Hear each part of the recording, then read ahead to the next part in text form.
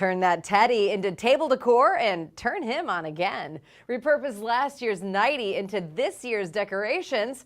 Just a few simple steps and a whole lot of love. So let's get started.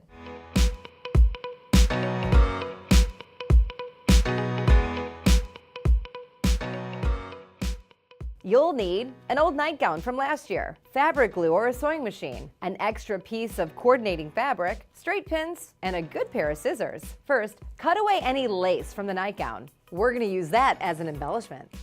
Next, cut out the size of a placemat from the nightgown material and the extra piece of fabric. Layer the lace panels on to create a border effect. You can sew or glue them in place. Now, sew or glue 3 sides of the material right sides together and then turn them inside out. Next, turn the raw edges in and top stitch all the way around. As an option, you can add an iron-on photo of you and your Valentine for a little extra touch. And there you have it, a repurposed nightgown placemat to celebrate Valentine's Day.